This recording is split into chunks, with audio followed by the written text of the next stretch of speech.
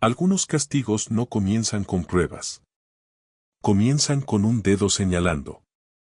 Y cuando ese dedo pertenece a alguien poderoso, la verdad rara vez tiene la oportunidad de hablar antes de que el daño ya esté hecho. Hay algo perturbador en esa realidad que la mayoría de las personas prefieren no enfrentar de frente: la inocencia no es una protección. Nunca lo fue. Y en cualquier lugar donde el poder decide quién es culpable antes de cualquier investigación, la multitud aprende rápido cuál es su papel. Aprender a estar de acuerdo. Aprender a quedarse callada. Aprender que cuestionar tiene un precio que la mayoría no está dispuesta a pagar. Y lo más aterrador no es que esto ocurra en lugares lejanos, en historias antiguas, en comunidades que parecen diferentes. Lo más aterrador es reconocer cuánto este mecanismo resulta familiar. Cuánto ya se ha visto de cerca. Cuánto, en algún momento, cada persona ya formó parte de la multitud que se quedó en silencio. Aquella mañana, la plaza estaba llena. Hombres de pie con los sombreros en las manos. Mujeres observando desde las puertas. Niños demasiado callados para su edad. En el centro de todo, un hombre atado. Nadie gritaba. Nadie defendía. Nadie preguntaba. El castigo comenzó allí mismo, delante de todos, sin piedad. Y lo más extraño no era la violencia. Era el silencio. Porque en ese lugar existía una regla que todo el mundo aprendía temprano: cuando los poderosos deciden quién es culpable, la multitud aprende a estar de acuerdo. Pero aquel día, escondido entre las personas, había alguien observando cada detalle. Alguien que empezaba a darse cuenta de que aquel castigo no era justicia. Era una puesta en escena. Y cuando la verdad finalmente apareció, no fue solo un hombre el que quedó expuesto. Fue toda una ciudad. Mateo no era el tipo de hombre que llamaba la atención. Era de esas personas que existen en los rincones de la historia, resolviendo lo que nadie quiere resolver, apareciendo cuando nadie más aparece. Cercas arregladas, favores hechos sin esperar nada a cambio, pequeños problemas tratados con el mismo cuidado que otros reservan solo para los grandes. No tenía riqueza para exhibir, ni un cargo que impresionara. Pero tenía algo que, en aquella ciudad, valía más que cualquier título: la confianza silenciosa de las personas. Ese tipo de confianza que no nace de discursos, sino de la presencia. De la constancia. De años haciendo lo correcto cuando nadie estaba mirando. Y cuando alguien construye eso a lo largo del tiempo, parece imposible que un día esa misma reputación se convierta en una trampa. Pero la vida, a veces, tiene ese timín cruel de sorprender exactamente donde menos lo esperamos. Y fue allí donde todo empezó a cambiar para Mateo. Mucha gente confiaba más en él que en los propios líderes de la cooperativa. Y eso decía mucho sobre cómo funcionaba aquella comunidad. No era un lugar donde los títulos garantizaran respeto automáticamente, era un lugar donde el respeto se ganaba día a día, en la práctica, en el sudor. Mateo entendía eso mejor que nadie. Era discreto, pero presente. Callado, pero confiable. El tipo de persona que otros mencionan cuando necesitan un ejemplo de alguien serio. Y durante años, ese fue su papel. No el protagonista de la historia, sino esa figura esencial que mantiene todo funcionando entre bastidores. Ese nombre que aparece cuando alguien necesita ayuda de verdad. Quien nunca tuvo un Mateo en la vida que tire la primera piedra. Porque todo el mundo conoce a alguien así. Y todo el mundo sabe cuánto vale ese tipo de persona. Por eso, cuando el nombre de Mateo apareció como responsable del robo, el primer sentimiento que mucha gente tuvo no fue rabia. Fue extrañeza. Ese malestar que aparece cuando una pieza no encaja en el rompecabezas, pero todos fingen que sí para no retrasar el juego. Sentir duda es humano. Pero actuar a partir de ella exige algo que va más allá del instinto, exige valentía. Y la valentía, especialmente en lugares pequeños donde todos se conocen, tiene un precio alto. Por eso el malestar quedó guardado. Tragado. Silenciado. Cada uno volvió a su vida, a su rutina, a su comodidad. Y Mateo se quedó solo con aquella acusación colgada del cuello como si fuera verdad. Como si el simple hecho de que alguien señalara con el dedo ya fuera prueba suficiente. Y en muchos lugares, lamentablemente, así es exactamente como funciona. Existe un patrón que se repite en historias como esta, y es más común de lo que parece. Cuando una comunidad necesita una respuesta rápida para un gran problema, rara vez busca la respuesta más verdadera. Busca la respuesta más conveniente. Y conveniente, casi siempre, significa alguien que no va a reaccionar con la fuerza suficiente para defenderse. Alguien que está lo bastante cerca como para parecer plausible, pero lo bastante lejos del poder como para no ofrecer resistencia. Mateo encajaba en ese perfil sin siquiera darse cuenta. Tenía acceso al depósito, sí. Pero tener acceso a algo no significa usarlo de manera incorrecta. El problema es que, cuando la narrativa ya ha sido decidida, detalles como ese dejan de importar. La lógica se convierte en un adorno. Y la acusación se vuelve verdad incluso antes de que comience cualquier investigación. Nadie se detuvo a preguntar qué tenía que decir Mateo. Nadie se sentó con él, lo miró a los ojos y escuchó su versión con la misma atención con la que escuchó la acusación. Porque escuchar al acusado exige humildad. Exige aceptar que quizá la primera versión de la historia esté equivocada. Y hay gente que prefiere tener razón antes que tener la verdad. Mateo se convirtió en un símbolo antes de convertirse en acusado. Un ejemplo que la ciudad usaría para mostrar que no toleraba ciertas cosas. Solo que los ejemplos construidos sobre mentiras no enseñan lo que deberían enseñar. Solo muestran quién tiene el poder suficiente para definir la narrativa. Y en ese momento, Mateo claramente no era esa persona. Lo que le ocurrió a Mateo no fue un error aislado en un pueblo pequeño. Fue el reflejo de algo que existe en cualquier lugar donde el poder habla más fuerte que la evidencia. Donde la rapidez del castigo importa más que la precisión de la justicia. Donde ser diferente, ser vulnerable o simplemente estar en el lugar equivocado en el momento equivocado ya es motivo suficiente para convertirse en objetivo. Y mientras la acusación crecía, mientras los rumores empezaban a difundirse, algo aún más peligroso estaba ocurriendo por debajo de todo aquello. Porque el dinero no había desaparecido simplemente por casualidad. Alguien sabía exactamente dónde estaba. Y esa persona estaba mucho más cerca de lo que nadie imaginaba. El dinero que desaparece dentro de una cooperativa no es solo un problema financiero. Es una herida abierta en toda una comunidad. Porque ese valor no pertenecía a una sola persona, representaba meses de trabajo de gente que se levanta temprano, que carga peso, que renuncia al confort para construir algo colectivo. Cuando ese tipo de dinero desaparece, el golpe es doble, en el bolsillo y en la confianza. Y la confianza, a diferencia del dinero, no puede reponerse con un simple depósito. Tarda años en construirse y puede destruirse en una sola mañana. Fue exactamente eso lo que ocurrió allí. La noticia de la desaparición se difundió rápido, y junto con ella llegó esa angustia colectiva de quien siente que fue traicionado por alguien de adentro. Esa rabia mezclada con vergüenza que hace que las personas quieran una respuesta inmediata. No necesariamente la respuesta correcta.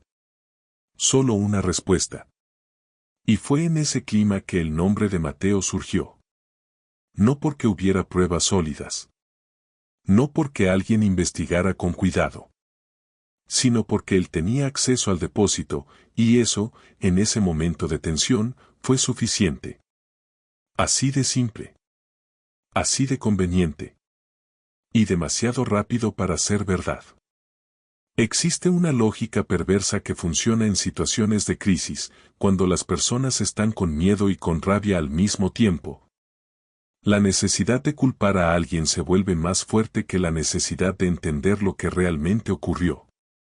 El cerebro humano odia la incertidumbre.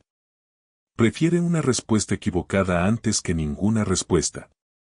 Y fue exactamente esa brecha psicológica la que alimentó todo lo que vino después. Mateo no fue elegido por la culpa. Fue elegido por conveniencia. Cuando alguien necesita un culpable con urgencia, generalmente no busca al culpable verdadero. Busca al culpable posible. Aquel que está lo suficientemente cerca como para parecer plausible, pero lo suficientemente lejos del poder como para no ofrecer resistencia. Y el culpable posible casi nunca es quien organizó el crimen. Es quien apareció en el momento equivocado, en el lugar equivocado, con el perfil más fácil de encajar en la narrativa que ya estaba lista. Eso ocurre en comisarías, en salas de reunión, en grupos familiares, en el celular. La estructura es siempre la misma, una pérdida, una presión por una respuesta y alguien que sirve como encaje. Lo único que cambia es el escenario. Y en aquella cooperativa, el escenario estaba perfectamente preparado para que Mateo fuera ese encaje. Lo que nadie cuestionó fue la velocidad. Todo ocurrió demasiado rápido. Demasiado rápido para una investigación honesta. Demasiado rápido para que cualquier detalle contradictorio tuviera tiempo de aparecer. Y esa velocidad no fue un accidente. Fue una estrategia. Porque las investigaciones lentas dejan rastros. Dejan preguntas sin respuesta. Dejan espacio para que alguien, en algún momento, levante la mano y diga que algo no encaja. Los castigos rápidos, en cambio, crean hechos consumados. Crean una realidad que las personas empiezan a aceptar no porque crean en ella, sino porque ya ocurrió y deshacerla parece más complicado que seguir adelante. Así fue como Mateo fue condenado antes de cualquier juicio formal. No en los papeles. En la mente de las personas. Y mientras todo eso ocurría, el verdadero responsable observaba. Tranquilo. Porque quien orquesta este tipo de trampas sabe exactamente lo que está haciendo. Sabe que la multitud enfurecida no razona, reacciona. Sabe que en momentos de crisis colectiva, la narrativa más simple siempre vence a la narrativa más verdadera. Y la narrativa más simple decía, Mateo tenía acceso, Mateo es el culpable. Punto final. Sin comas. Sin espacio para la duda. Cada detalle que podría haber complicado esa historia fue ignorado, borrado o simplemente no fue buscado.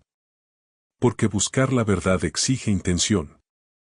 Y había quienes tenían mucho interés en que esa intención nunca apareciera. El dinero desapareció. Un nombre fue señalado. Y la ciudad aceptó. Pero la aceptación colectiva no convierte una mentira en verdad. Solo crea una capa sobre ella, una capa que parece sólida mientras nadie decide rascarla. El problema es que las mentiras grandes necesitan muchas mentiras pequeñas para sostenerse.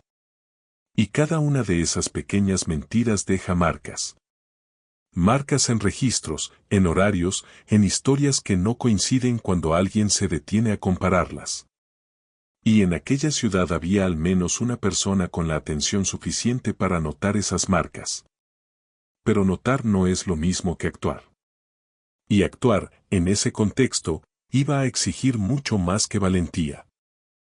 El rumor tiene una característica que la verdad rara vez posee, no necesita pruebas para moverse. Viaja en las conversaciones de pasillo, en los intercambios rápidos en la feria, en los susurros entre vecinos que se encuentran por casualidad. Y cuanto más se mueve, más cambia de forma. No porque las personas sean necesariamente malintencionadas, sino porque la memoria humana no funciona como una grabación. Interpreta, completa, añade. Cada persona que transmite una historia pone un poco de sí misma en ella, sin darse cuenta. Y cuando esa historia involucra acusación, miedo y dinero perdido, ese proceso ocurre a una velocidad aterradora. Así fue con Mateo. El rumor salió de la cooperativa, pasó por la feria, llegó a los campos y entró en las casas. Y en cada parada ganó un detalle nuevo que nadie había visto, pero que todos juraban haber escuchado de alguien confiable. Primero dijeron que Mateo había sido visto cerca del depósito a una hora extraña. Después alguien añadió que parecía nervioso aquel día. Luego surgió una versión de que había hecho preguntas sospechosas semanas antes. Ninguno de esos detalles tenía una base sólida. Pero todos tenían algo mucho más poderoso que una base sólida, tenían coherencia emocional. Encajaban en la historia que las personas ya estaban dispuestas a creer. Y cuando una narrativa ya ha sido aceptada emocionalmente, cualquier detalle que la refuerce parece verdad, y cualquier detalle que la contradiga parece una excusa. Así funciona el juicio popular. No por lógica, sino por emoción. Y la emoción de aquella ciudad ya había elegido al culpable incluso antes de que apareciera cualquier prueba. La mentira es como el fuego en la hierba seca. No necesita mucho para empezar. Una chispa basta. Y lo más curioso es lo que ocurre después, cuando el fuego ya es grande, todos empiezan a jurar que vieron las llamas desde el principio.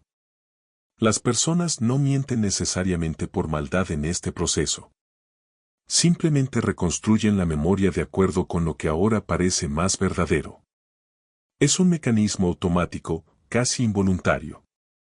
Pero el resultado es devastador para quien está en el centro de la historia. Porque de repente Mateo ya no era solo un sospechoso. Era culpable en la memoria colectiva de toda una ciudad. Y la memoria colectiva tiene un peso que ninguna sentencia formal logra superar fácilmente. Lo que alimentó ese fuego no fue solo la malicia de algunas personas. Fue la omisión de muchas otras.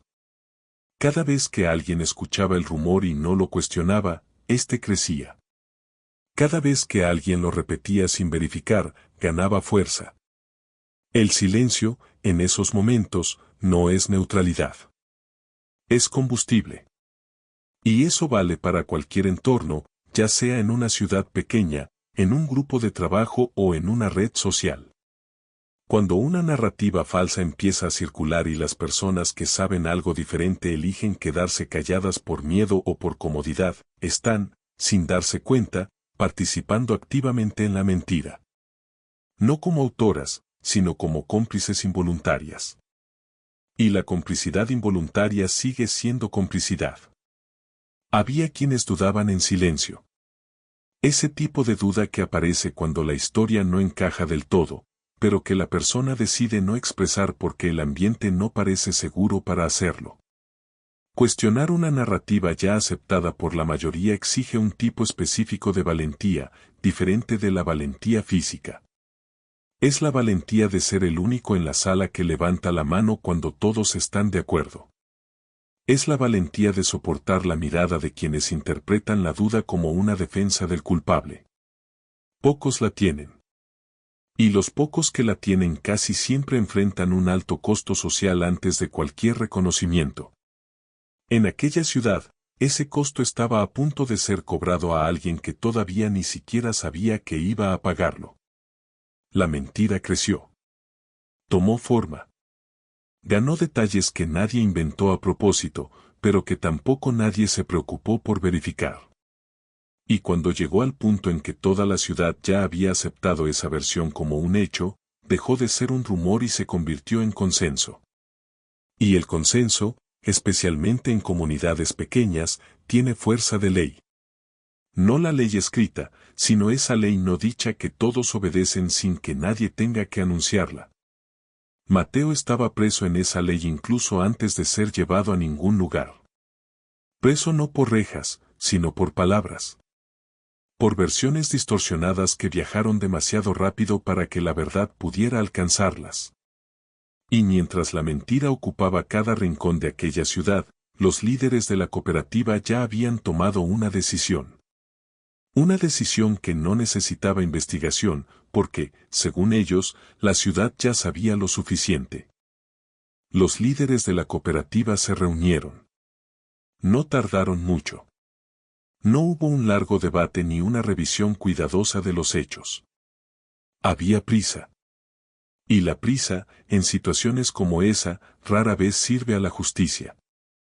Sirve a quien necesita que el asunto se cierre antes de que alguien empiece a hacer las preguntas correctas. La decisión se tomó con la rapidez de quien ya sabía lo que quería incluso antes de sentarse a la mesa. No habría una investigación larga. No habría espera. Habría castigo. Rápido, visible y público. Porque, según ellos, una comunidad necesita demostrar que no tolera la traición. Y esa justificación sonó bien. Sonó firme. Sonó como liderazgo. Pero había una enorme diferencia entre lo que parecía y lo que realmente era. Mostrar que no se tolera la traición es una cosa. Usar esa narrativa para enterrar la verdad es algo completamente distinto. Existe una lógica que se repite en las estructuras de poder cuando algo amenaza su estabilidad. Cuanto más rápido es el castigo, menos tiempo hay para que aparezcan preguntas incómodas. Una investigación larga crea espacio. Espacio para testimonios, para documentos, para versiones que contradicen la narrativa oficial. Los castigos rápidos no crean ese espacio. Crean hechos. Y los hechos consumados tienen un enorme peso psicológico sobre las personas, porque deshacer lo que ya se ha hecho exige mucha más energía que simplemente aceptar y seguir adelante. Los líderes lo sabían, consciente o inconscientemente. Y utilizaron esa lógica con una precisión que solo parece un accidente para quien no está prestando atención. La decisión fue anunciada como si fuera inevitable. Como si no hubiera otra salida. Como si cualquier persona sensata llegara a la misma conclusión. Y ese tipo de encuadre es más peligroso que la decisión en sí, porque elimina la posibilidad de una alternativa incluso antes de que alguien piense en proponerla. Cuando el poder presenta una elección como obvia y única, no está informando. Está controlando. Está diciendo, entre líneas, que quien discrepe está del lado equivocado. Y en comunidades donde la aprobación social importa más que la verdad individual, ese mensaje se entiende con claridad. Nadie discrepó. No en voz alta. No donde pudiera ser escuchado. Los castigos rápidos muchas veces no sirven para revelar la verdad, sino para enterrarla. Y ese es un patrón que no existe solo en cooperativas de pueblos pequeños. Aparece en empresas que despiden a empleados antes de cualquier investigación formal. En grupos que expulsan miembros basándose en acusaciones no verificadas. En familias que rompen relaciones antes de escuchar las dos versiones. La velocidad del castigo casi siempre beneficia a quien tiene más que ocultar. Porque mientras todos miran al castigado, nadie mira al acusador. Y esa distracción es, muchas veces, el objetivo principal de todo el proceso. Lo que hacía todo aún más eficaz era la apariencia de legitimidad. Los líderes no actuaron como villanos evidentes. Actuaron como gestores responsables tomando una decisión difícil por el bien de la comunidad. Usaron las palabras correctas. Mantuvieron el tono adecuado. Y eso es lo que hace que este tipo de injusticia sea tan difícil de combatir, porque no llega con cara de injusticia. Llega con cara de necesidad. Con cara de protección colectiva. Con cara de liderazgo fuerte. Y cuando la injusticia tiene buena apariencia, la mayoría de las personas la acepta sin percibir el sabor amargo que queda después. La decisión estaba tomada. Mateo sería castigado públicamente.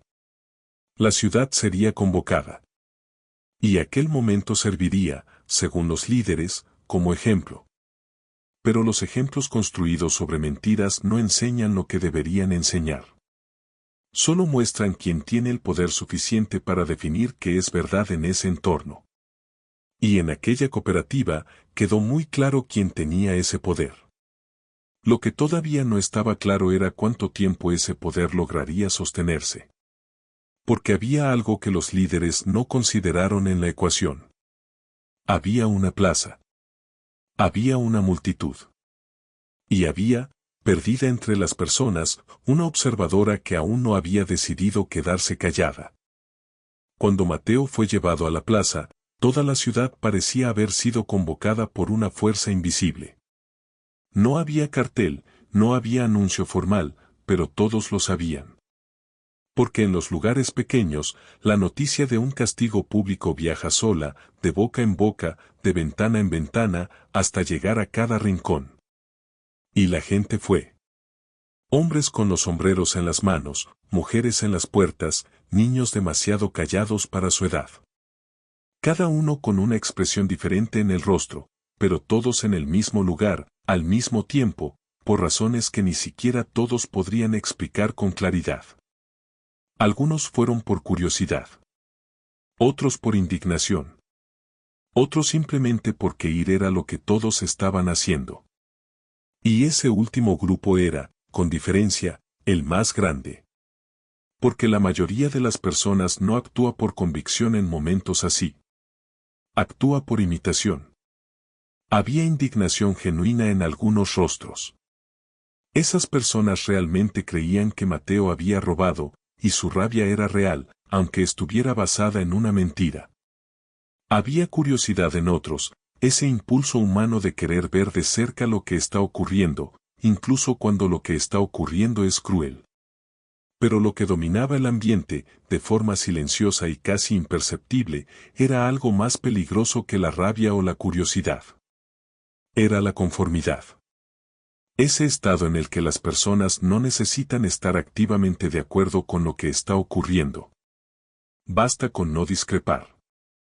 Basta con estar presentes. Basta con no ser los únicos que se marchan. Y la conformidad, cuando ocupa toda una plaza, crea una ilusión poderosa, la de que todos aprueban. Incluso cuando la mayoría solo tiene miedo de ser diferente. La conformidad es uno de los fenómenos más estudiados de la psicología social y uno de los más incómodos de reconocer en uno mismo. En un experimento famoso realizado por el psicólogo Solomon Asch, las personas respondían preguntas simples sobre el tamaño de líneas dibujadas en un papel. La respuesta correcta era obvia.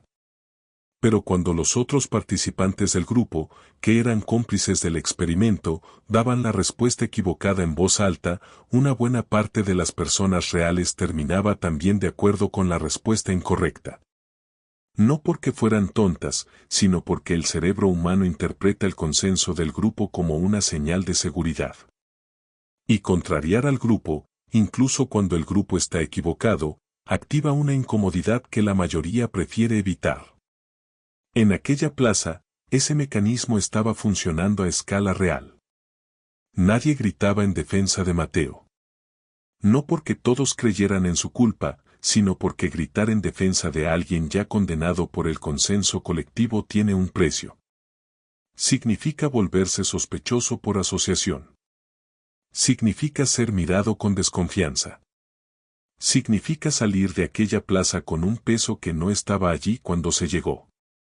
Y en comunidades donde la reputación es una moneda de supervivencia, ese precio es demasiado alto para que la mayoría lo pague.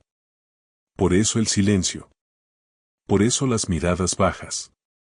Por eso las personas que sentían ese malestar familiar, esa sensación de que algo estaba mal, pero elegían doblar ese sentimiento y guardarlo en un lugar donde no molestara tanto. El silencio colectivo no es ausencia de opinión. Es opinión reprimida por miedo. La plaza llena cumplía una función que iba más allá del castigo de Mateo. Creaba una memoria colectiva. Una memoria que decía, todos estuvieron aquí, todos vieron, todos estuvieron de acuerdo. Y las memorias colectivas son herramientas poderosas de control social, porque crean una versión compartida de la realidad que luego resulta difícil de cuestionar. Cuando alguien intenta revisitar el evento en el futuro y decir que algo estaba mal, no se enfrenta solo a la versión oficial, sino al recuerdo de cientos de personas que estuvieron allí y que, en su memoria, vieron cómo se hacía justicia. Incluso si lo que realmente vieron fue lo contrario. Los líderes de la cooperativa sabían, instintivamente o no, que un castigo público tiene ese efecto. Y por eso la plaza necesitaba estar llena. Y allí, en medio de toda aquella conformidad, había una persona que no estaba siguiendo el guión. No tenía la expresión de indignación que el ambiente exigía. No estaba mirando a Mateo con juicio. Estaba mirando con atención. Con ese tipo de atención que observa detalles que los demás descartan, que nota lo que no encaja, que registra lo que la mayoría prefiere ignorar. Elena no tenía poder. No tenía influencia. Pero tenía algo que, en ese momento, era más raro que cualquier cargo o título. Tenía la disposición de realmente ver lo que estaba ocurriendo. Y lo que vio en la mirada de Mateo en ese instante plantó algo que no iba a desaparecer fácilmente. Mateo fue atado delante de todos. No había ceremonia, no había un ritual elaborado, era solo un hombre, una cuerda y una ciudad mirando. El anuncio fue hecho en voz alta, con esa entonación de quien tiene autoridad y quiere que todos lo sepan. Las palabras fueron elegidas con cuidado. Él había robado. Había traicionado la confianza de todos. Y ese castigo serviría de ejemplo para cualquiera que pensara hacer lo mismo. Cada frase fue construida para sonar definitiva, irrecurrible, incuestionable. Y sonó así. Porque cuando el poder habla con suficiente convicción, la mayoría de las personas no evalúa el contenido. Evalúa el tono. Y el tono decía que el asunto estaba cerrado. Que la verdad ya había sido establecida.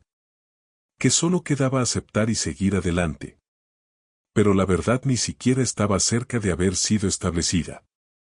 Existen dolores que el cuerpo olvida con el tiempo. Huesos que sanan, heridas que se cierran, músculos que se recuperan. Pero hay humillaciones que funcionan de manera diferente. No se quedan en el cuerpo. Se quedan en la memoria. Y la memoria no tiene fecha de vencimiento. Una humillación pública, especialmente en una comunidad pequeña donde todos se conocen, no dura el tiempo del castigo. Dura décadas. Aparece en la mirada de las personas cuando te encuentran en la calle. Vive en los susurros que se detienen cuando entras en un lugar. Cambia la forma en que te presentas al mundo, porque en algún momento dejas de ser quien eres y comienzas a ser lo que hicieron de ti aquel día. Mateo aún estaba de pie en aquella plaza, pero una parte de él ya había sido destruida antes de que cualquier golpe físico fuera dado. Mateo intentó hablar. La voz salió, las palabras aparecieron, pero el ambiente no estaba preparado para recibirlas. Porque cuando una narrativa ya ha sido aceptada colectivamente, la voz del acusado deja de ser información y se convierte en una molestia. Las personas no escuchan lo que él dice. Escuchan lo que esperan que diga. Y lo que esperaban era confesión, arrepentimiento o silencio. Lo que recibieron fue algo que no sabían cómo procesar, una negación tranquila. Sin desesperación excesiva, sin un discurso elaborado, solo la misma frase repetida con una consistencia que incomodaba a quienes prestaban atención. No porque sonara ensayada, sino porque sonaba verdadera. Y la verdad, en un ambiente que ya decidió lo contrario, es el sonido más perturbador que existe. La humillación pública tiene una función social que va más allá del castigado. Envía un mensaje a todos los demás presentes. Dice, sin necesidad de palabras, que esto es lo que ocurre con quien cruza ciertas líneas. Y ese mensaje es recibido de formas diferentes por distintas personas. Algunos lo reciben como advertencia y se retraen aún más dentro de sí mismos. Otros lo reciben como confirmación de que el sistema funciona y se sienten seguros en la conformidad. Y una minoría muy pequeña lo recibe como una señal de alarma, esa sensación de que algo está profundamente mal y que quedarse callado es participar en el error. Elena estaba en esa minoría. Y mientras todos a su alrededor procesaban la escena de maneras previsibles, ella la estaba procesando de una forma completamente diferente. Lo que Elena observaba no era el castigo en sí. Era el detalle que la mayoría descartaba. La mirada de Mateo. No había en ella la desesperación de quien ha sido descubierto. No había la rabia de quien intenta escapar. Había confusión. Esa confusión genuina de quien está viviendo algo que no tiene sentido, que intenta encajar lo que está ocurriendo en una lógica que simplemente no existe. Quien ha mentido bajo presión sabe que la mirada traiciona. Se desvía, calcula, busca una salida. La mirada de Mateo no hacía nada de eso. Buscaba comprensión. Buscaba a alguien que escuchara. Y ese pequeño detalle, que la mayoría de las personas presentes ni siquiera registró conscientemente, fue lo que se quedó en la mente de Elena mucho después de que la plaza se vaciara. El castigo terminó. La multitud se dispersó. La ciudad volvió a su rutina como si nada extraordinario hubiera ocurrido. Y quizá ese fuera el detalle más perturbador de todo, la normalidad con la que las personas retomaron el día. Como si presenciar la humillación de un inocente fuera solo otro evento en el calendario. Mateo volvió a donde tenía que volver, cargando algo que ninguna sentencia formal le había impuesto, pero que estaba allí de todos modos. Y Elena volvió a casa con un recuerdo que no la dejaría en paz. No el espectáculo del castigo, sino aquella frase simple que Mateo repetía mientras nadie quería escuchar. La misma frase. Sin variación. Sin ornamento. Solo 3 palabras que seguían resonando con una insistencia que la razón no podía ignorar. Elena no era el tipo de persona que los poderosos temen a primera vista. No tenía un cargo destacado, no tenía una fortuna acumulada, no tenía el tipo de influencia que hace que las puertas se abran incluso antes de tocar. Era profesora. Y en una ciudad donde el poder se medía en tierras, en ganado y en posiciones dentro de la cooperativa, ser profesora significaba ser respetada por algunos e ignorada por la mayoría que importaba. Pero Elena tenía algo que ningún cargo ni ninguna fortuna pueden comprar: atención genuina. Esa capacidad rara de observar realmente lo que está ocurriendo, sin el filtro de lo que se espera ver, sin la prisa por llegar a una conclusión conveniente. Era una habilidad que había desarrollado en años de aula, aprendiendo a distinguir al alumno que no entendió del alumno que no quiere mostrar que no entendió. Detalles. Siempre los detalles. En la plaza, mientras todos a su alrededor reaccionaban de formas previsibles, Elena hacía lo que siempre hacía: observar. No el espectáculo. No la actuación de los líderes. No la reacción de la multitud. Observaba a Mateo. Y lo que veía no encajaba con la narrativa que se había construido en los días anteriores. Un culpable descubierto se comporta de maneras reconocibles. La mirada se desvía. El cuerpo busca una salida. Las palabras se vuelven excesivas o desaparecen por completo, porque la mente está ocupada calculando, no sintiendo. Mateo no hacía nada de eso. Estaba allí, atado, delante de toda la ciudad, con una mirada que no expresaba culpa ni rabia. Expresaba algo mucho más difícil de fingir: confusión genuina. Esa desorientación de quien está viviendo algo que simplemente no tiene sentido. La confusión genuina es muy difícil de imitar de manera convincente. La rabia puede interpretarse. El arrepentimiento puede ensayarse. Pero esa expresión específica de quien intenta y falla en entender lo que está ocurriendo a su alrededor tiene una textura propia que una mirada entrenada reconoce. Elena la reconoció. Y ese reconocimiento no fue una conclusión inmediata, fue una duda.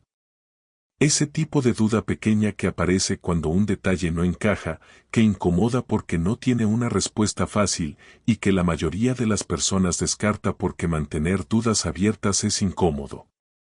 Elena no la descartó. La guardó. Y las dudas guardadas por personas que prestan atención tienen el hábito incómodo de crecer. También estaba la frase. Aquella frase simple que Mateo repetía mientras nadie se disponía a escuchar. Sin variación, sin elaboración, sin el tipo de detalle que las personas suelen añadir cuando están construyendo una mentira bajo presión. Las mentiras elaboradas tienen capas. Necesitan consistencia interna, detalles que se sostengan cuando se cuestionan, una narrativa que cierre. La frase de Mateo no tenía nada de eso. Tenía solo la brutal simplicidad de quien dice lo que es verdad porque es lo único que tiene para decir. Y esa simplicidad, paradójicamente, era lo que la hacía más creíble que cualquier discurso elaborado. Elena escuchó aquella frase y sintió el peso específico de las palabras que no necesitan adornos para sostenerse. Pero sentir que algo está mal es muy diferente de saber que está mal. Elena salió de la plaza con una duda, no con una respuesta. Y las dudas sin dirección pueden ser solo incomodidad sin utilidad. Lo que convertía la duda de Elena en algo potencialmente peligroso para quienes habían armado aquella situación era justamente el hecho de que ella fuera profesora. No porque los profesores tengan superpoderes de investigación, sino porque años de enseñanza desarrollan una habilidad específica, hacer las preguntas correctas. No las preguntas que confirman lo que ya se cree. Las preguntas que abren lo que aún no ha sido abierto. Y Elena estaba empezando a formular preguntas que nadie en aquella ciudad se había tomado el trabajo de hacer. La plaza se había vaciado. La ciudad había vuelto a la normalidad. Y todo indicaba que el asunto estaba cerrado, archivado, superado. Pero hay cosas que no se cierran solo porque las personas decidan dejar de hablar de ellas. La injusticia tiene esa característica persistente de seguir existiendo independientemente del silencio que la rodea. Y Elena ahora llevaba consigo algo que no iba a desaparecer con el final del día. No era certeza. No era prueba. Era solo aquella mirada de Mateo, y aquella frase, y aquella confusión que no encajaba con la culpa. Era poco. Pero a veces poco es suficiente para que alguien decida que necesita saber más. Y lo que Elena encontraría cuando empezara a buscar cambiaría mucho más de lo que ella imaginaba en ese momento. Hay cosas que un padre enseña sin darse cuenta de que está enseñando.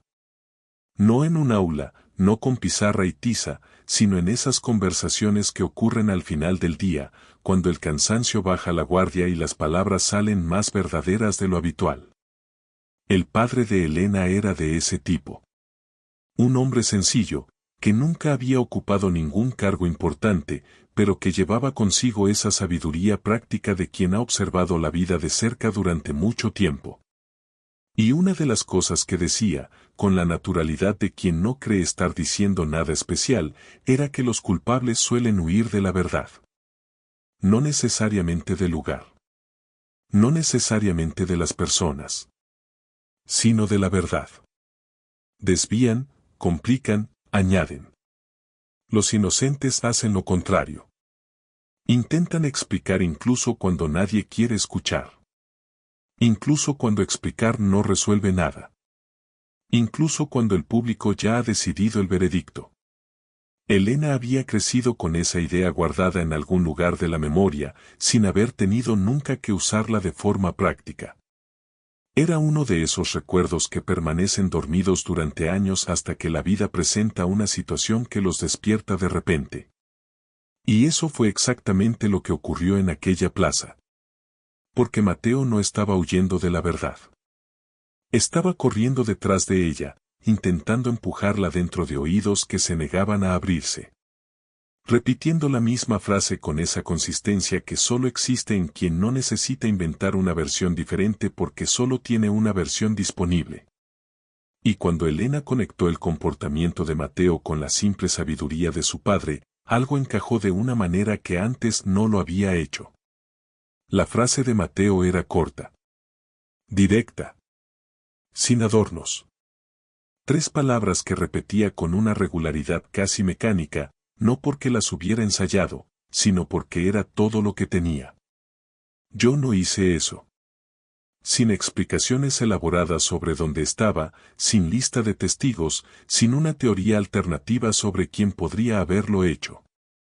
Solo esa afirmación desnuda que sonaba, para quien no estaba escuchando de verdad, como la negación obvia de cualquier culpable.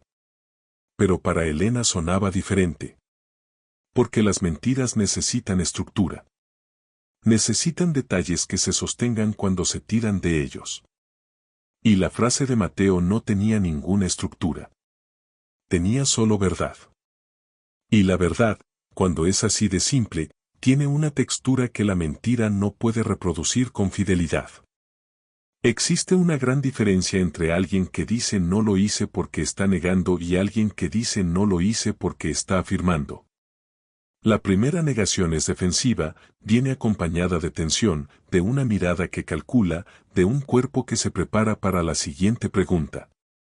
La segunda afirmación es casi serena, nace de un lugar de certeza absoluta sobre la propia experiencia, porque nadie necesita convencerse de algo que vivió. Mateo estaba en el segundo grupo. Y Elena, con el recuerdo de su padre aún resonando, comenzó a percibir que había una diferencia importante entre lo que la ciudad estaba viendo y lo que realmente estaba ocurriendo con aquel hombre atado en el centro de la plaza. Pero los recuerdos y las intuiciones, por más precisos que sean, no cambian hechos establecidos. No revierten consensos colectivos. No incomodan a las personas poderosas. Para eso existe una sola moneda válida, la prueba. Y la prueba no aparece por iluminación.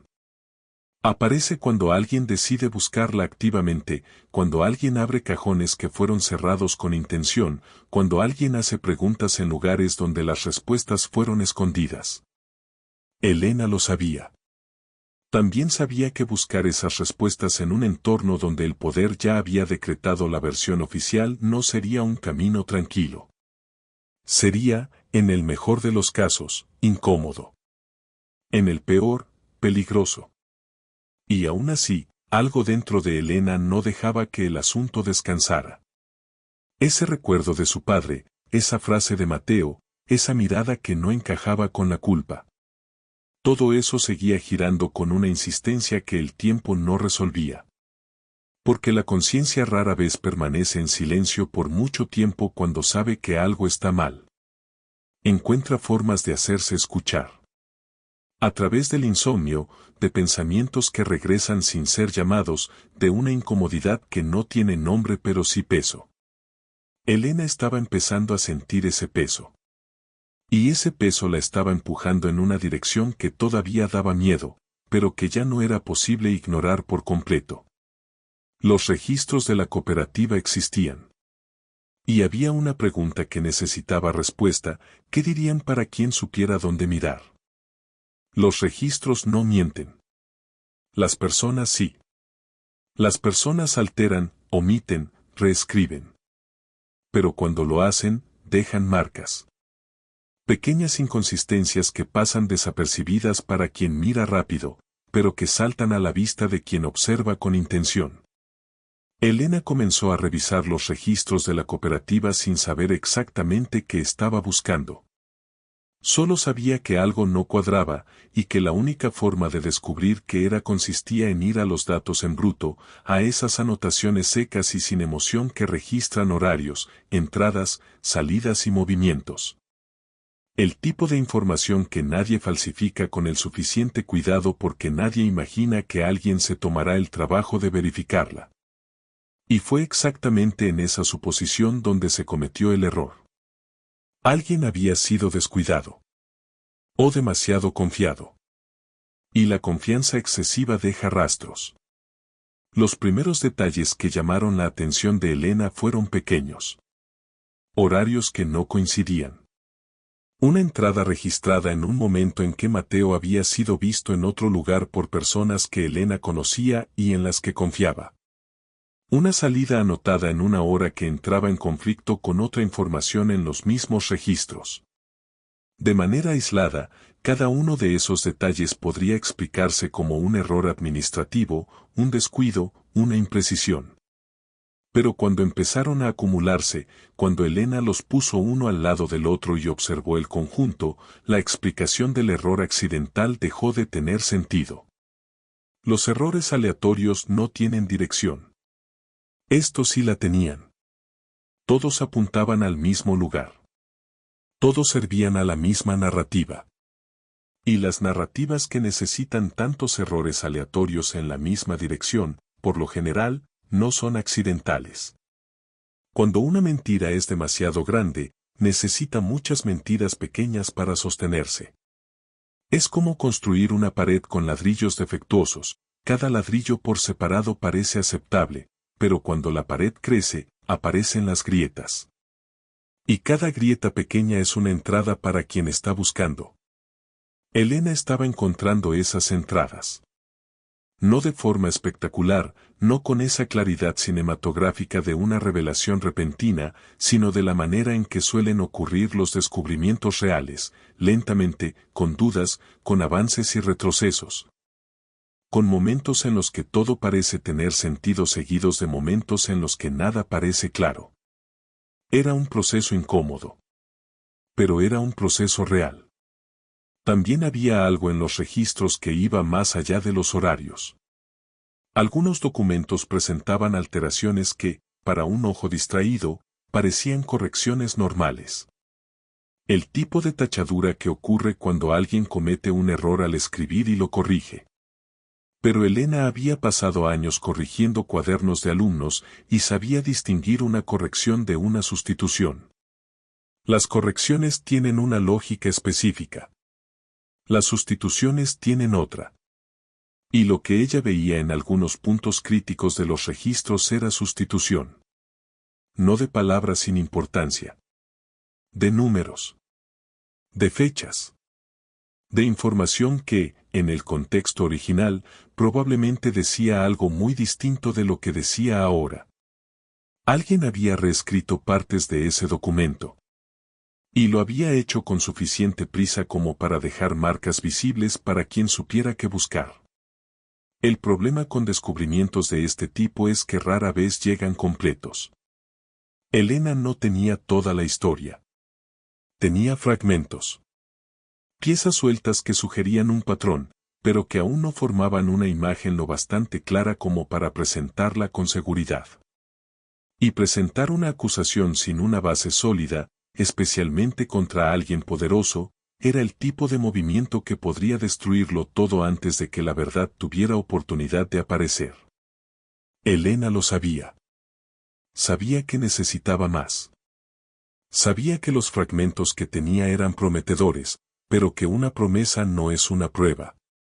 Y la diferencia entre ambas, en ese contexto, era la diferencia entre liberar a Mateo y convertirse en el próximo objetivo. Pero la primera grieta ya estaba abierta. Y las grietas tienen esa propiedad física incómoda de crecer cuando la presión continúa. Elena había aplicado suficiente presión para que la estructura de la mentira mostrara sus puntos débiles. Lo que necesitaba ahora era el valor para seguir aplicando esa presión, sabiendo que cuanto más profundo fuera, más difícil sería volver atrás. Porque las investigaciones de este tipo cruzan un punto sin retorno. Un momento en que una persona ya sabe lo suficiente como para que el silencio se convierta en complicidad. Elena estaba acercándose a ese punto. Y el nombre del hombre que había liderado la acusación contra Mateo empezaba a aparecer en los registros de formas que ya no podían ser ignoradas. Saber demasiado tiene un precio. Y ese precio no llega anunciado, no viene con aviso previo, no aparece en una lista de costos antes de que alguien decida profundizar. Aparece después, cuando ya no hay forma de desaprender lo aprendido, cuando los ojos ya han visto lo que no pueden dejar de ver. Elena estaba en ese punto. Cada registro que analizaba, cada inconsistencia que encontraba, cada detalle que no encajaba iba construyendo dentro de ella una certeza que aún no tenía una forma completa. Pero que ya tenía suficiente peso como para cambiarlo todo. Y junto con esa certeza creciente venía algo que no había anticipado con claridad, el miedo. No el miedo abstracto de quien imagina peligros lejanos. El miedo concreto y específico de quien empieza a entender que está tocando algo que personas poderosas construyeron con intención y que defenderán con los mismos métodos que usaron para construirlo. El hombre que lideraba la acusación contra Mateo no era solo respetado. Era el tipo de persona cuya reputación había sido construida a lo largo de años de presencia estratégica dentro de las estructuras de poder de aquella comunidad. Sabía quién debía favores a quién. Sabía qué alianzas mantener y cuáles ignorar. Sabía usar el capital social acumulado como escudo y como arma, según la necesidad. Cuestionar a alguien así no era solo cuestionar a una persona. Era cuestionar toda una red de relaciones que tenía interés en mantener intacta la versión oficial. Y las redes de ese tipo no reaccionan bien a los cuestionamientos. Reaccionan con presión. Con aislamiento. Con esa articulación silenciosa que no necesita amenazas explícitas porque el mensaje llega de otras maneras, a través de miradas, de puertas que dejan de abrirse. De conversaciones que se detienen cuando entras en la habitación. En lugares así existe una regla silenciosa que todos aprenden temprano, a veces sin que nadie tenga que enseñarla explícitamente. No cuestiones a quienes mandan. No porque esté formalmente prohibido, sino porque las consecuencias de cuestionar son lo suficientemente incómodas como para que la mayoría decida que no vale la pena. Es una regla que se sostiene no por la fuerza bruta, sino por la acumulación de ejemplos a lo largo del tiempo. Ejemplos de personas que cuestionaron y salieron perjudicadas. Ejemplos que quedan en la memoria colectiva como advertencias no verbalizadas. Y Elena conocía esos ejemplos. Había crecido en aquella ciudad, había visto cómo funcionaban las cosas, había aprendido las mismas reglas no escritas que todos aprendían. La diferencia era que ahora tenía suficiente información como para que quedarse callada se convirtiera en una elección activa, no en una omisión pasiva. Pero hay otra verdad que suele aparecer en momentos como este, y que es tan real como el miedo. La conciencia rara vez permanece en silencio por mucho tiempo. Encuentra formas de hacerse presente. A través de esa sensación de peso que no desaparece cuando la persona intenta dormir. A través de preguntas que vuelven sin ser llamadas. A través de ese malestar específico de saber que hay algo que debe hacerse y que solo tú, en ese momento, tienes las piezas necesarias para hacerlo. Elena estaba sintiendo todo eso. El miedo de un lado, empujando hacia atrás. La conciencia del otro, empujando hacia adelante. Y entre ambos, una decisión que necesitaba tomarse sin ninguna garantía de cómo terminaría. Lo que hacía la situación aún más compleja era la soledad del proceso. Elena no tenía aliados declarados. No había un grupo de personas igualmente indignadas esperándola con apoyo y ánimo. Estaban ella, los registros y una duda que había crecido hasta convertirse en certeza. Compartir lo que había descubierto con alguien de confianza era una opción, pero cada persona involucrada era también una persona expuesta. Y exponer a otros al riesgo de una represalia que ella misma aún no sabía medir parecía injusto. Por otro lado, cargar con aquello sola indefinidamente tampoco era una solución. Las verdades de ese peso no se guardan para siempre. Buscan una salida. La cuestión era cuál salida, cuándo y cómo. El miedo era real. La conciencia también. Y la decisión que Elena necesitaba tomar no era simple ni cómoda, pero ya se había vuelto inevitable de una forma que ella misma reconocía, incluso sin querer admitirlo del todo. Porque existe un punto en una investigación como esta en el que continuar y detenerse cuestan el mismo precio emocional, y la única diferencia es con que puede vivir la persona después. Elena estaba en ese punto. Y los registros frente a ella seguían mostrando lo que mostraban, con esa indiferencia objetiva de los hechos que no cambian según quien esté dispuesto a enfrentarlos. El nombre del verdadero responsable estaba allí. Esperando. Y cuanto más lo miraba Elena, más claro se volvía que descubrir la verdad había sido solo la primera parte del desafío. La segunda sería mucho más difícil.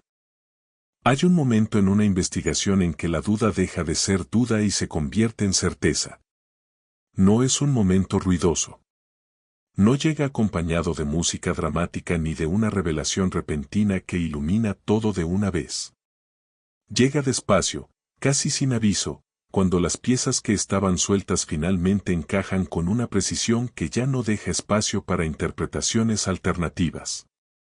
Elena vivió ese momento sola, con los registros extendidos frente a ella y esa sensación particular de quien se da cuenta de que el mundo que conocía era diferente del mundo que realmente existía.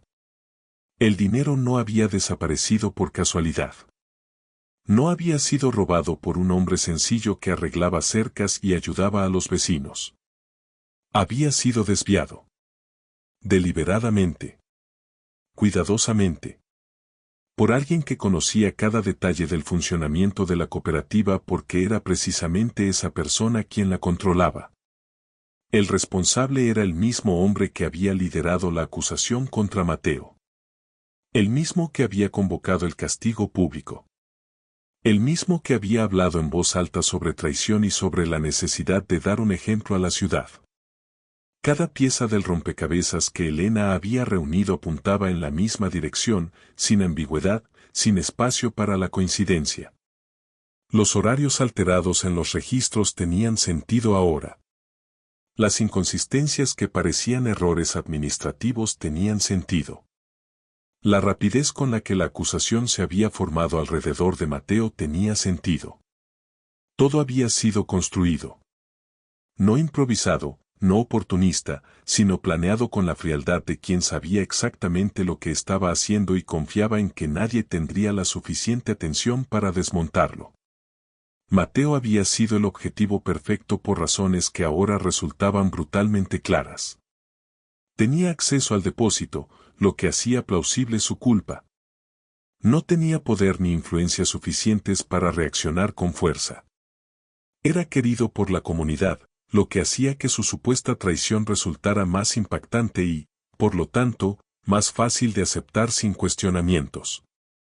Y no había nadie lo suficientemente cercano y lo suficientemente valiente como para levantarse en su defensa en un momento en que el consenso colectivo ya había sido fabricado con habilidad. Era una trampa construida con un profundo conocimiento de cómo funcionaba aquella comunidad. De qué botones presionar para producir determinadas reacciones. Y había funcionado con una eficiencia que casi sería admirable si no fuera completamente monstruosa. El descubrimiento trajo claridad. Pero la claridad, en ese contexto, no era alivio. Era responsabilidad. Porque ahora Elena ya no estaba en una posición en la que pudiera elegir entre investigar o no investigar. Estaba en una posición en la que tenía que elegir entre actuar o convertirse en cómplice. Y la complicidad por omisión sigue siendo complicidad, independientemente del miedo que la justifique. Esa percepción tenía un peso específico que iba más allá del caso de Mateo. Porque si ese hombre había hecho esto una vez, con esa precisión y esa confianza, había una probabilidad muy alta de que no fuera la primera vez. Y de que, si no se hacía nada, tampoco sería la última. El riesgo de revelar lo que había descubierto era real y concreto. No era paranoia. Era cálculo. El hombre en cuestión tenía aliados, tenía influencia, tenía el tipo de capital social que se convierte en protección cuando es necesario. Una acusación sin una presentación cuidadosa de las pruebas podría ser descartada, ridiculizada o incluso revertida contra quien la hiciera. Elena sabía que no bastaba con tener la verdad.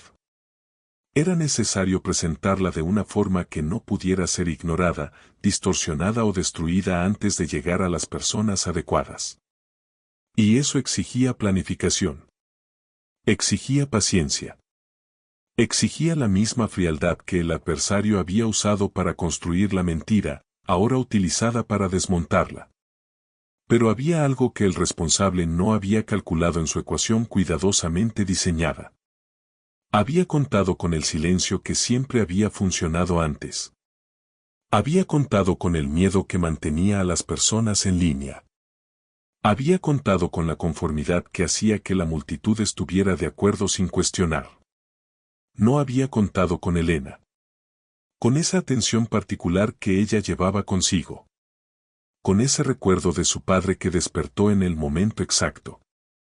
Con esa rara disposición de seguir mirando cuando todo a su alrededor indicaba que era mejor detenerse. La verdad estaba ahora en sus manos. Y el siguiente paso dependía de algo que no venía de los registros, ni de los documentos, ni de ninguna prueba material. Venía de dentro. De la decisión de hacer lo que tenía que hacerse aún sabiendo el precio que podría venir con ello. Descubrir la verdad debería ser el final de un viaje. En la mayoría de las historias que la gente crece escuchando, eso es exactamente lo que ocurre, la verdad aparece y todo se resuelve. Pero la vida real funciona de manera diferente. En la vida real, descubrir la verdad muchas veces es solo el comienzo del problema más difícil. Porque la verdad por sí sola no hace nada. No se mueve, no se anuncia, no se defiende. Permanece quieta, esperando que alguien decida llevarla hasta donde necesita llegar. Y cargar verdades pesadas, especialmente cuando amenazan a personas poderosas, es uno de los trabajos más solitarios y costosos que existen. Elena estaba descubriendo eso de la forma más concreta posible. No como un concepto abstracto, sino como un peso físico que parecía aumentar con cada hora que pasaba sin que supiera qué hacer con lo que sabía. El dilema que tenía delante no era simple. Revelar lo que había descubierto significaba exponer a un hombre respetado, destruir una narrativa que toda la ciudad había aceptado y enfrentar una resistencia que probablemente no vendría de forma directa, sino de todas las formas indirectas que el poder utiliza cuando se siente amenazado. Significaba convertirse en un objetivo. Significaba renunciar a la invisibilidad cómoda que la había protegido hasta entonces. Pero ignorar lo que sabía tenía un costo diferente y igualmente real. Significaba aceptar que Mateo cargara con esa marca para siempre. Significaba permitir que el responsable continuara en el lugar que ocupaba, con el poder que tenía, con la confianza que no merecía. Significaba convertirse en parte del silencio que había hecho posible todo aquello. Algunas verdades pesan tanto que sostenerlas en soledad se vuelve imposible. No porque la persona sea débil, sino porque verdades de ese tamaño no fueron hechas para ser cargadas por una sola persona. Necesitan luz, espacio, audiencia. Se vuelven demasiado pesadas cuando se mantienen en la oscuridad, porque la oscuridad es precisamente el entorno donde causan más daño, no a quien las esconde, sino a quien está siendo destruido por la mentira que ellas podrían deshacer. Elena sentía ese peso de una forma que iba más allá del malestar intelectual. Era algo visceral. Esa sensación de tener una información que podría cambiar la vida de alguien y estar reteniéndola por razones que, cuando se examinan con honestidad, tienen más que ver con la autopreservación que con cualquier otra cosa. Y la autopreservación es legítima. Nadie tiene la obligación de sacrificarse por la verdad. Nadie es héroe por deber. Pero existe una diferencia entre elegir no actuar porque realmente no hay nada que pueda hacerse, y elegir no actuar porque actuar es difícil, da miedo y resulta demasiado cómodo que todo siga como está. Elena estaba enfrentando esa diferencia de frente, sin la protección de las racionalizaciones que la mente humana suele ofrecer en momentos así. Había cosas que podían hacerse. Ella lo sabía. La cuestión no era si había un camino. Era si había disposición para recorrerlo sabiendo que el trayecto no sería seguro ni garantizado. El pensamiento que regresaba con más insistencia era sobre Mateo. No como una abstracción, no como un símbolo de injusticia, sino como una persona concreta. Un hombre que había pasado años siendo confiable, que había construido una reputación con trabajo y constancia, y que ahora cargaba con una marca que no merecía. Una marca que afectaba cómo lo miraban las personas en la calle, cómo reaccionaban cuando entraba en un lugar, cómo trataban a su familia. Las humillaciones públicas no se quedan en el día en que ocurren. Se instalan. Cambian la textura de la vida cotidiana de quien las recibe de formas que quienes están fuera rara vez logran dimensionar completamente. Y Elena, que había pasado años observando cómo las palabras y los juicios afectan a las personas, entendía eso mejor que la mayoría. La decisión que debía tomarse no tenía un plazo externo. Nadie estaba presionando a Elena. Nadie sabía lo que había descubierto. Técnicamente, podría cerrar los registros, volver a su rutina y dejar que el asunto muriera de la forma lenta y silenciosa en que mueren los asuntos incómodos cuando nadie los alimenta. Pero lo técnico y lo real son cosas diferentes.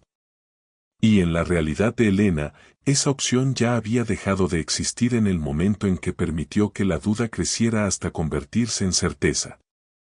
Hay un punto de no retorno en un viaje como este, y ella lo había cruzado sin darse cuenta. Lo que quedaba ahora era reunir lo que debía reunirse, organizar lo que debía organizarse y encontrar el valor suficiente para dar el siguiente paso. Un paso a la vez. Empezando por el más pequeño. Nadie se despierta un día con el valor suficiente para cambiarlo todo de una vez. No funciona así. El valor que aparece en las películas, ese que llega de repente y transforma a una persona común en un héroe instantáneo, es producto de un guión, no de la vida real. En la vida real, el valor es acumulativo. Empieza pequeño, casi imperceptible, en un gesto que desde fuera parece insignificante pero que por dentro representa una frontera cruzada. Una decisión tomada cuando todo recomendaba lo contrario. Un paso dado hacia la incomodidad cuando la comodidad estaba disponible. Elena no despertó preparada. Despertó decidida. Y hay una gran diferencia entre ambas cosas. Estar preparado sugiere ausencia de miedo. Decidir significa actuar a pesar de él. Y fue con miedo, con dudas, con esa mezcla específica de determinación e inseguridad, que empezó a reunir lo que necesitaba reunir. El primer paso fue el más difícil, no porque fuera el más arriesgado, sino porque era el momento en que la intención se convertía en acción. Hasta entonces, Elena solo había observado, analizado, concluido. Todo dentro de un espacio interno que aún podía descartarse como especulación. Pero cuando empezó a separar registros, a organizar documentos, a construir una secuencia que cualquier persona con suficiente atención pudiera seguir, aquello dejó de ser pensamiento y se convirtió en realidad. Y las realidades tienen consecuencias de una manera que los pensamientos no tienen. Ella lo sabía. Sintió el peso específico de ese momento con una claridad que la hizo detenerse unos segundos antes de continuar. Y continuó. Los documentos eran la base de todo.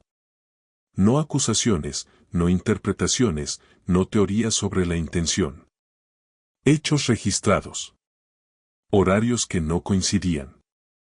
Alteraciones que podían verse y verificarse. Movimientos que contradecían la narrativa oficial de maneras que no dependían de la opinión de nadie. Elena había aprendido, a lo largo de años enseñando, que los argumentos basados en emociones pueden ser contestados con otras emociones. Pero los hechos verificables tienen una solidez distinta. Existen independientemente de que a alguien le gusten o no, y lo que ella estaba construyendo era exactamente eso, una secuencia de hechos que hablaban por sí mismos, sin necesidad de interpretación dramática, sin necesidad de discursos apasionados. Solo la realidad objetiva de los registros colocada en un orden que cualquiera pudiera seguir. También estaban los testimonios. Personas que, sin saber de la investigación de Elena, habían visto cosas que contradecían la versión oficial. El hombre que había visto a Mateo lejos del depósito en el momento en que los registros decían que estaba allí. La mujer que había notado algo extraño en el comportamiento del verdadero responsable en los días previos a la desaparición del dinero. Fragmentos aislados que por sí solos no significaban nada, pero que, colocados junto a los documentos, empezaban a formar una imagen difícil de ignorar. Elena habló con esas personas con cuidado. Sin revelar lo que sabía. Sin presionar. Solo haciendo las preguntas correctas y dejando que las respuestas llegaran al ritmo natural de quien no sabe que está contribuyendo a algo mayor.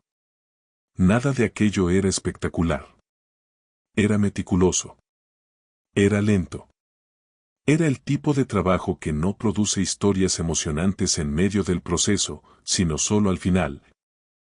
Cuando el resultado aparece y las personas miran hacia atrás y construyen una narrativa de heroísmo que borra toda la parte tediosa y aterradora que vino antes. Pero era precisamente esa meticulosidad lo que hacía que lo que Elena estaba construyendo fuera lo suficientemente sólido como para resistir. Porque el adversario al que se enfrentaba era inteligente y tenía experiencia en destruir lo que no estaba bien fundamentado. Cada detalle verificado era una protección. Cada documento organizado era una capa de solidez que hacía más difícil descartar todo como la especulación de una profesora con demasiada imaginación. Y mientras Elena trabajaba, una percepción fue creciendo. Había empezado pequeña, pero ahora ocupaba un espacio considerable. No estaba haciendo aquello solo por Mateo, aunque Mateo fuera la razón inmediata y concreta. Lo estaba haciendo porque había entendido algo sobre cómo aquella comunidad había llegado hasta ese punto. Sobre cómo el silencio colectivo había creado el ambiente perfecto para que una injusticia de ese tamaño fuera posible. Sobre cómo cada persona que había sentido aquel malestar en la plaza y había decidido tragárselo había contribuido, sin querer, a que todo siguiera igual. Lo que Elena estaba construyendo no era solo la defensa de un hombre inocente. Era una grieta en un sistema que dependía del silencio para sobrevivir. Y las grietas, cuando se abren en el lugar correcto, no se cierran solas. La misma plaza que había sido escenario de la humillación sería escenario de otra cosa.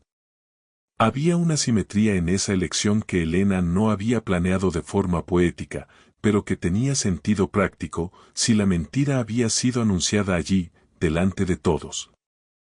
La verdad necesitaba aparecer en el mismo lugar, delante de las mismas personas. No por drama. Por necesidad. Porque las verdades reveladas en secreto pueden ser negadas, distorsionadas o sofocadas antes de llegar al conocimiento de quienes necesitan saber. Las verdades reveladas en público, delante de testigos, tienen una durabilidad distinta. Existen en la memoria colectiva de una forma que no puede ser simplemente borrada por quienes tienen interés en hacerlo.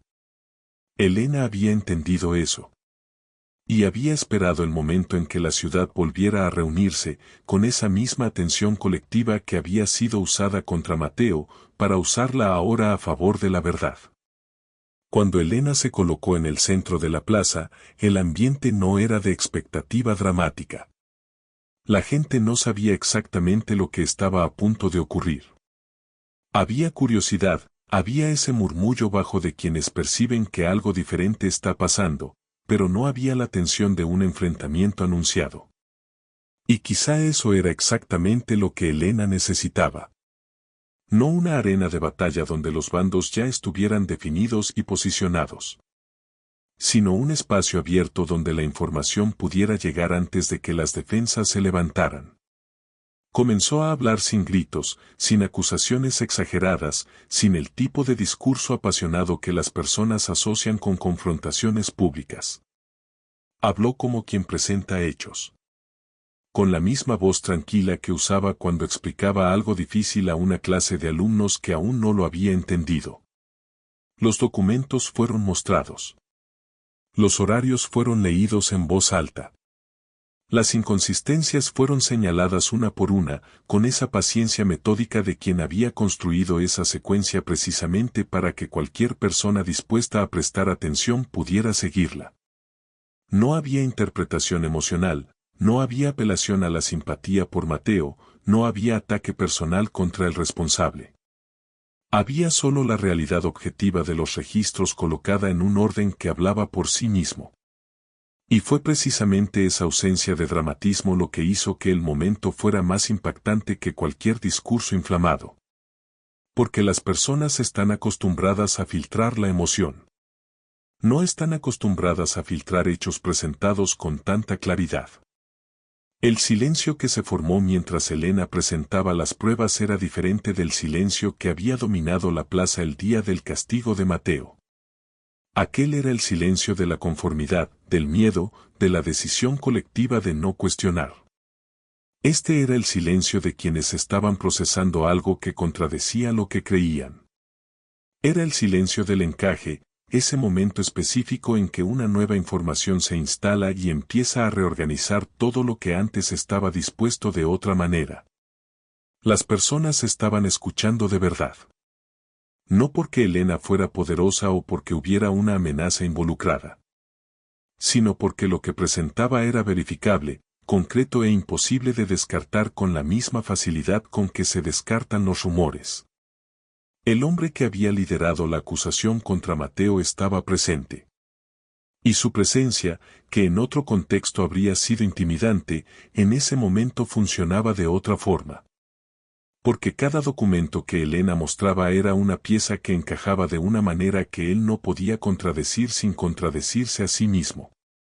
Cada testimonio que ella presentaba era una voz que había estado allí, que había visto lo que había visto, que no tenía razón para mentir. Y el cuerpo de alguien que está siendo expuesto públicamente tiene reacciones que no dependen de la voluntad. Reacciones que las personas alrededor empezaron a notar y a interpretar con esa inteligencia colectiva que había sido utilizada de forma tan destructiva contra Mateo, ahora apuntando en la dirección correcta. La verdad no llegó de golpe, como un rayo que ilumina todo instantáneamente. Llegó como el amanecer, lentamente, en capas, con esa progresión inevitable de algo que ya no puede ser detenido una vez que comienza. Elena continuó presentando lo que había reunido, pieza por pieza, con la misma paciencia que había caracterizado todo su proceso desde el principio. Y la plaza fue absorbiendo, procesando, reorganizando. Había incomodidad en ese proceso, porque reconocer que uno ha sido engañado nunca es cómodo, especialmente en público, especialmente cuando la persona ha participado activamente en la injusticia resultante. Pero la incomodidad del reconocimiento, por difícil que sea, es el primer paso hacia algo que aquella ciudad había pospuesto durante demasiado tiempo. Existe un momento específico en una revelación colectiva que no tiene equivalente en ninguna experiencia individual. Es el momento en que toda una comunidad percibe, al mismo tiempo, que fue engañada. No es rabia inmediata. No es alivio inmediato. Primero es un silencio denso, ese tipo de quietud que ocurre cuando muchas mentes están procesando la misma información perturbadora simultáneamente. Y después, poco a poco, como el agua que empieza a hervir, las reacciones comienzan a surgir. Miradas que se cruzan. Expresiones que cambian. Esa reorganización visible de quien está revisitando recuerdos con información nueva y se da cuenta de que lo que veía antes era distinto de lo que realmente estaba allí. La plaza pasó por todo eso en ese momento. Y la transformación fue silenciosa pero completa, de la manera en que suelen ser las transformaciones reales. Toda la ciudad entendió lo que había ocurrido. No de forma abstracta, no como un concepto distante, sino de manera visceral y personal. Cada persona que había estado en aquella plaza el día del castigo de Mateo estaba ahora revisitando ese recuerdo con otros ojos. Recordando su propio silencio. Recordando la incomodidad que había sentido y había decidido ignorar. Recordando los momentos en que había repetido el rumor sin verificar, en que había aceptado la narrativa sin cuestionarla, en que había dejado que la conformidad pesara más que la duda. Y ese tipo de reconocimiento tiene un peso específico que va más allá de la injusticia sufrida por Mateo. Toca algo más profundo, la imagen que cada persona tiene de sí misma como alguien justo, como alguien que no se deja engañar, como alguien que habría actuado de otra manera. El verdadero responsable estaba allí, y su posición había cambiado de una forma que ninguna huida podía revertir. Porque el tipo de exposición que Elena había construido no dependía de la reacción emocional de la multitud. Dependía de hechos que seguirían siendo verdaderos independientemente de lo que cualquier persona sintiera sobre ellos. Y cuando hechos sólidos se presentan públicamente, la única respuesta disponible para quien está siendo expuesto es la negación.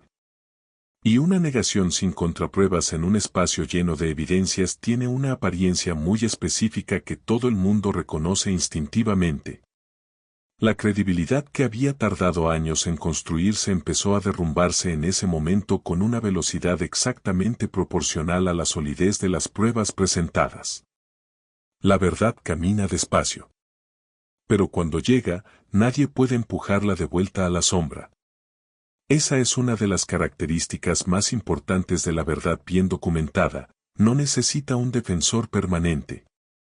Una vez establecida con suficiente claridad, se sostiene por sí sola. Los rumores necesitan alimento constante para sobrevivir. La mentira necesita silencio para crecer. La verdad, una vez en el espacio abierto, tiene una durabilidad que no depende de quien la haya llevado hasta allí. Elena había hecho la parte más difícil.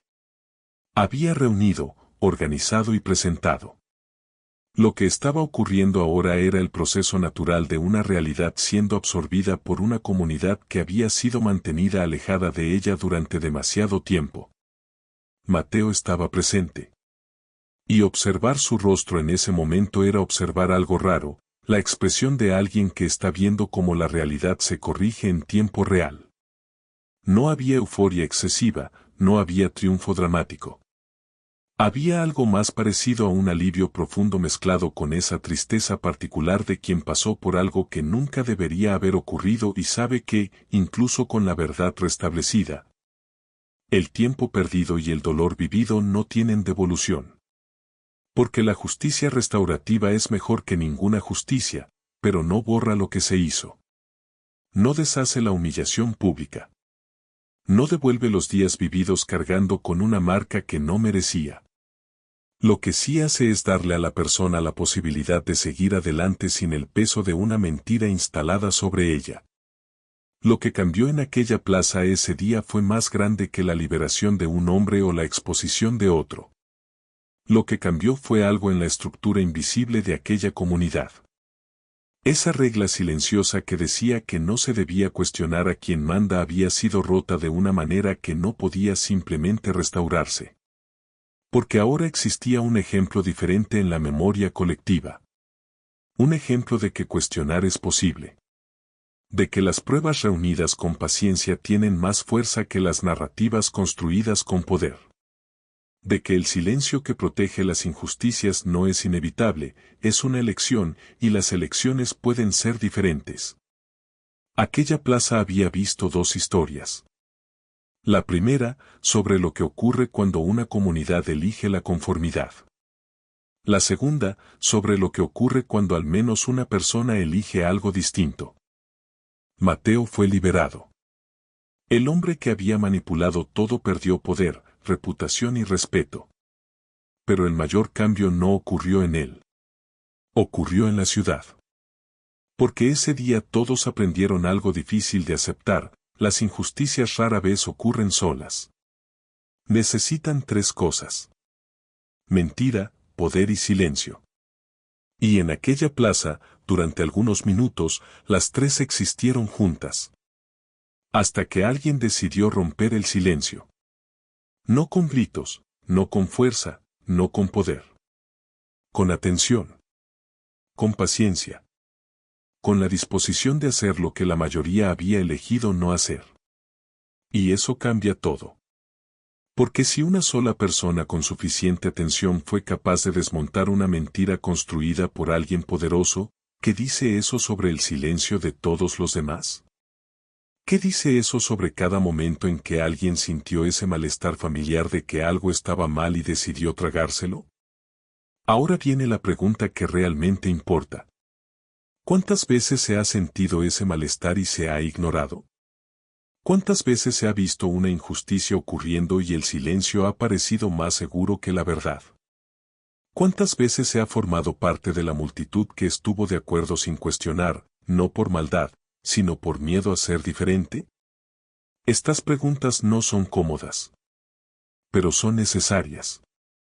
Porque la diferencia entre Elena y todos los demás en aquella plaza no era una inteligencia superior, no era un valor sobrehumano, no era ausencia de miedo. Era una decisión. La decisión de no dejar que el malestar muriera en silencio.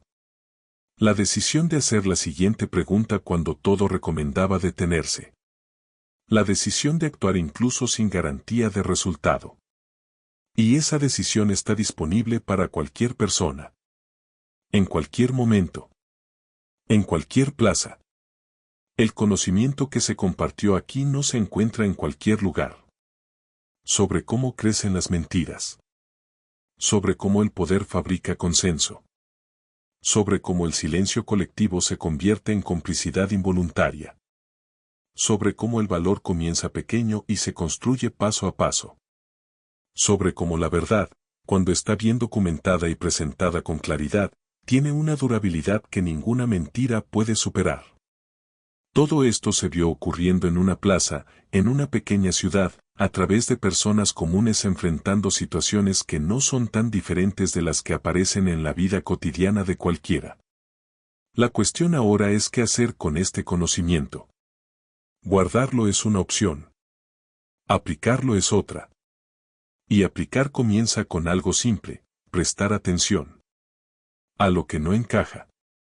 A lo que incomoda. Al silencio que pide ser roto. Si esta historia te hizo pensar, si tocó algo que ya viviste o presenciaste, deja un comentario aquí abajo. Este canal existe para eso. Para historias que enseñan lo que el contenido superficial nunca alcanza.